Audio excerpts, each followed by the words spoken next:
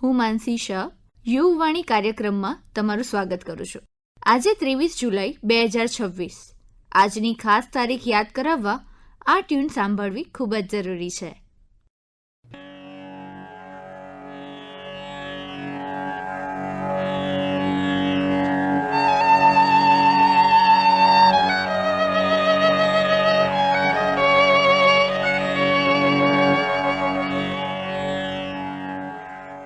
શું યાદ આવ્યું? જે યાદ આવ્યું એ આપણા ભૂતકાળનો મોટો ભાગ છે. મીઠી સવારનું એલાર્મ છે. આ ટ્યુન માત્ર એક સંગીત નથી, પરંતુ કેટલી લાગણીઓ, યાદો અને સંબંધોને જીવન કરી દે તેવી છે. અને આ ટ્યુન રેડિયો પર પ્રસારિત થઈ હતી. આજે રાષ્ટ્રીય પ્રસારણ દિવસ, જેને ગૌરવવંતા 99 વર્ષ પૂર્ણ થયા છે. પણ પ્રસારણ એટલે શું? પ્રસારણ એટલે એક જગ્યાએથી ઘણી જગ્યાએ પહોંચાડવું. કમ્પ્યુટર દ્વારા, રેડિયો દ્વારા, ટીવી કે સોશિયલ મીડિયાના માધ્યમથી. જો સાદી ભાષામાં કહું તો રસોઈયાની ટીમે બનાવેલી વાનગી પ્રસંગના દરેક વ્યક્તિ સુધી પહોંચાડવી. અથવા એક ખેડૂતે મુઠ્ઠીમાં લીધેલા બીજને આખા ખેતરમાં વાવ્યા, જેથી ભવિષ્યમાં બીજથી બનેલો પાક બીજા લોકો માણી શકે. આ છે પ્રસારણની વાત. પ્રસારણની શરૂઆત રેડિયોથી થઈ અને એની સફરનો ઇતિહાસ પણ રોમાંચક છે. 23 જુલાઈ 1927માં બોમ્બે સ્ટેશનથી પહેલું પ્રસારણ થયું હતું. ત્યારે કંપનીનું નામ ઇન્ડિયન બ્રોડકાસ્ટિંગ કંપની લિમિટેડ હતું.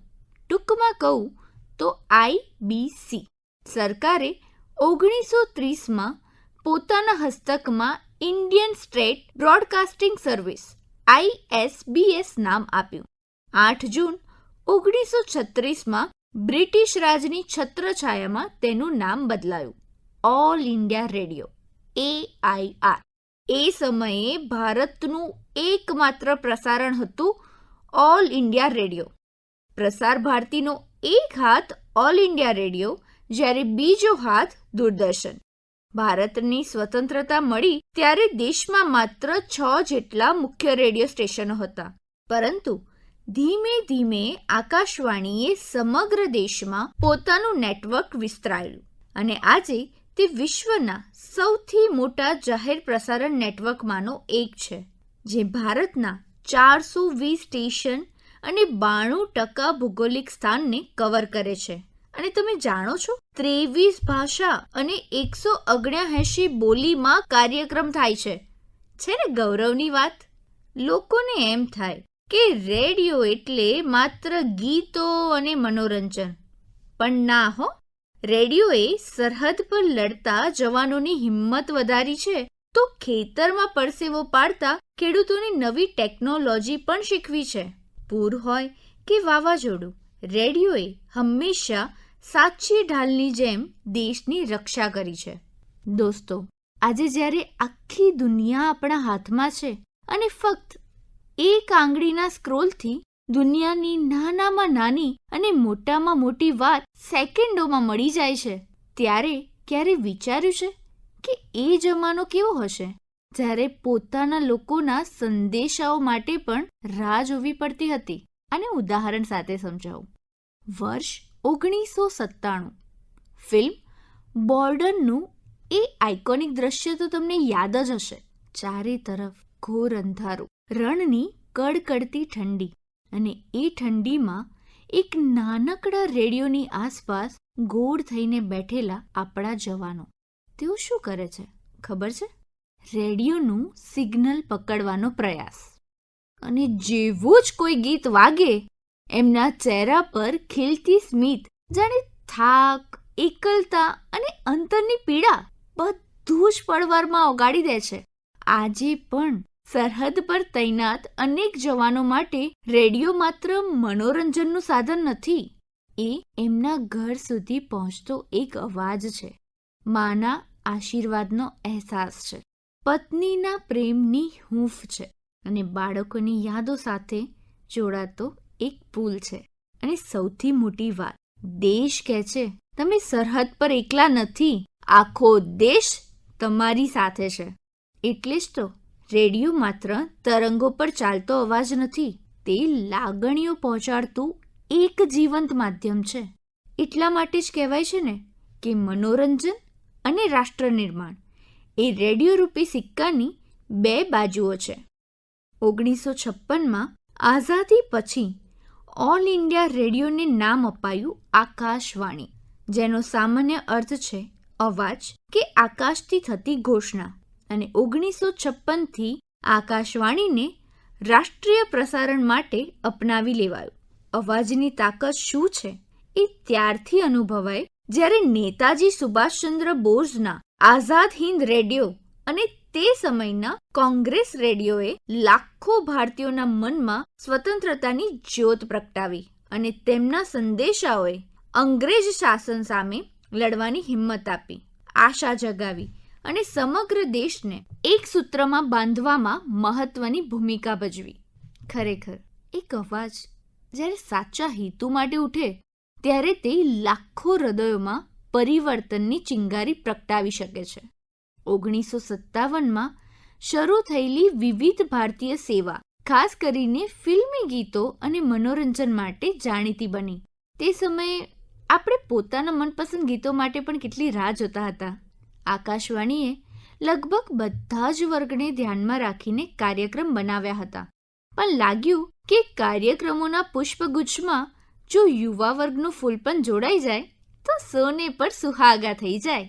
યુવા વર્ગની અપેક્ષાઓ અને ઉર્જાને ધ્યાનમાં રાખીને 21 જુલાઈ 1967ના રોજ યુવાણી કાર્યક્રમની શરૂઆત કરી, જેથી 25થી 30 વર્ષના યુવાનોને એક સમર્પિત મંચ મળે અને પોતાના વિચારો અને મુશ્કેલીને દુનિયાની સામે લાવી શકે, જે સંગીત રીતે, સાહિત્ય રીતે, વાદ વિવાદ રીતે કે નાટક દ્વારા રજૂઆત થઈ શકે, જેને કારણે યુવા વર્ગ ફક્ત શ્રોતા નહીં પરંતુ વક્તા બને, જેનાથી મીડિયા માધ્યમ દ્વારા તેમને એક આગવી ઓળખ મળે. ટૂંકમાં કહું તો યુવવાણી એટલે યુવા દ્વારા યુવા માટે. 1971માં આકાશવાણીએ બાંગ્લાદેશને પાકિસ્તાનથી સ્વતંત્રતા અપાવવામાં પણ મોટો ફાળો આપ્યો છે. રેડિયોએ જનજાગૃતિની સાથે જયમાલા, ભૂલે બિસરે ગીત, હવા મહેલ, છાયા ગીત, રેડિયો નાટક જેવા અલગ અલગ કાર્યક્રમોથી આપણા મન સુધી પહોંચ્યા છે. રેડિયોએ લોકોના મન તો જીત્યા, પણ તમને ખબર છે રેડિયોએ બીજું શું જીત્યું જે હજુ સુધી કોઈ જ તોડી નથી શક્યું, અને એ છે ભારતીય જનતાનો વિશ્વાસ. ચૂંટણી હોય, કુદરતી આફત હોય, કોઈ મહત્વપૂર્ણ સરકારી જાહેરાત હોય કે દેશહિતની કોઈ તાત્કાલિક માહિતી, આજે પણ વિશ્વસનીય માહિતીની વાત આવે ત્યારે લોકોના મનમાં સૌથી પહેલા આકાશવાણી અને દૂરદર્શનનું જ નામ આવે છે.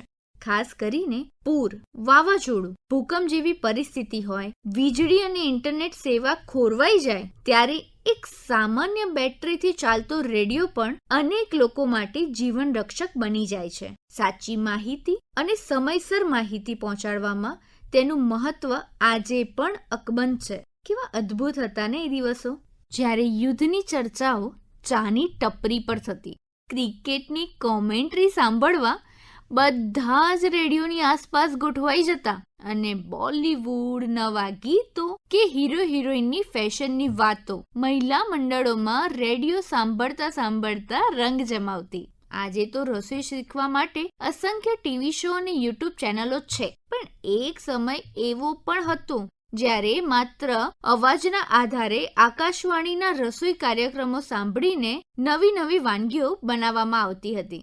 મજેદાર સીન યાદ આવ્યો. સીન કયો છે તમને પણ યાદ કરાવું.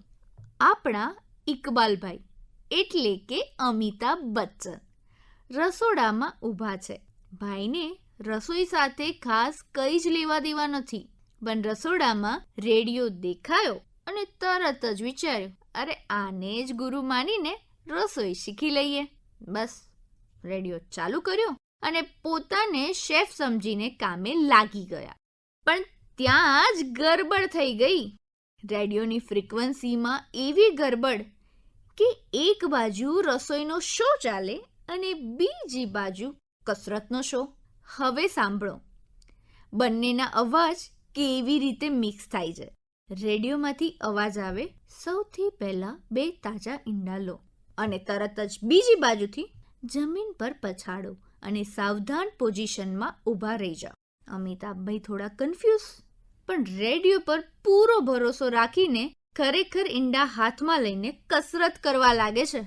અને પછી તો સીધો ક્લાઇમેક્સ જ યાદ કરો.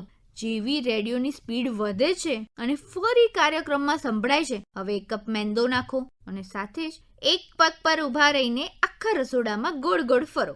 હવે કલ્પના કરો તમે, એક હાથમાં લોટ, બીજા હાથમાં ચમચી, હવામાં લોટ ઉડી રહ્યો છે અને બચ્ચન સાહેબ એક પગે ગોળ ગોળ ફરતા જાય છે અને છેલ્લે આખો લોટ એમના મોઢા પર ચોંટી જાય છે અને ઈંડા દિવાલ પર ચોંટી જાય છે. અને રસોડું તો બાપરે શું કહીએ. આજ તો કેટલી બધી યાદો થઈ ગઈ ને. આવી જ રીતે રેડિયોએ આપણને હસાવ્યા પણ છે.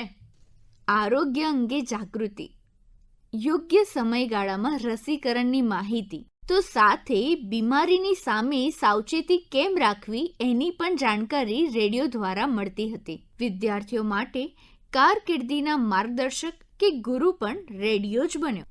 ભારતમાં FM રેડિયોની શરૂઆત 1990ના દાયકામાં થઈ અને ખાનગી FM આવ્યા. રેડિયોની રજૂઆતમાં પણ બદલાવ આવ્યો. RJ કલ્ચર આવ્યું. Live phone in, dedication, traffic bit, contest, Bollywood celebrity સાથે મુલાકાતની તક, આ બધું જ યુથને અટ્રેક્ટ કરી ગયું. આજે પણ તમારી જેમ લાખો લોકો ઓફિસમાં જતા, ઘરમાં કામ કરતા, રસોઈ બનાવતા, કારમાં ટ્રાવેલ કરતા રેડિયો સાંભળે જ છે. કેમ ખબર છે? ક્યાંક ને ક્યાંક રેડિયોએ આપણને સમજ્યા, સમજાવ્યા, હસાવ્યા અને રડાવ્યા પણ. અને દિવસો વીતતા રેડિયો આપણું મિત્ર બની ગયો. સાચે ને? આજે 23 જુલાઈ 2026 રાષ્ટ્રીય પ્રસારણ દિવસ અને ઉજવણી પ્રસારણના 99 વર્ષની સોનેરી સફરની, જનજાગૃતિથી મિત્રતા સુધીની સફરની. માનસી શાહ તરફથી દરેક ભારતીયને રાષ્ટ્રીય પ્રસારણ દિવસની શુભકામના.